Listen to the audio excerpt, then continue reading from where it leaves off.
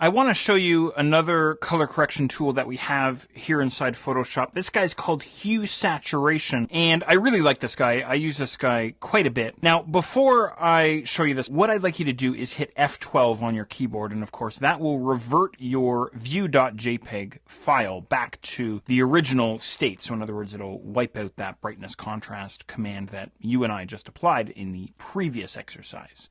And with our original image in place, let's go and take a look at Hue Saturation. So once again, I'm going to head up to the Image menu and then down to Adjustments and then look for Hue Saturation. Or if you like, you can hit Command U or Control U there on the PC side if you like. And here's our dialog box. So as you can see here, we're getting progressively more complex. So instead of 2 sliders, now we have 3 sliders. So inside the Hue Saturation dialog box, we have our Hue slider, we have our Saturation slider, and our Lightness slider. Now let me try and explain exactly how this works. What's cool about this dialog box, by the way, is you can use him for proper color correction, but you can also use him to create some pretty wild special effects.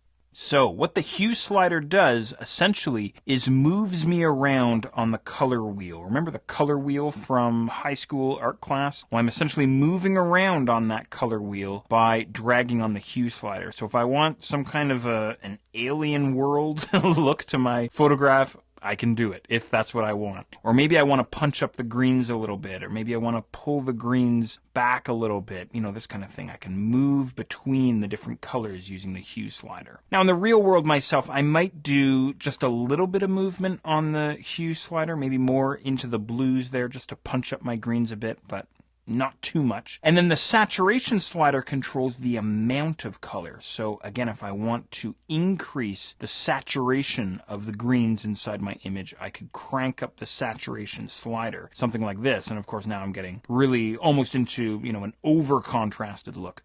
Or I could pull the color back just a little bit by dragging my saturation slider to the left.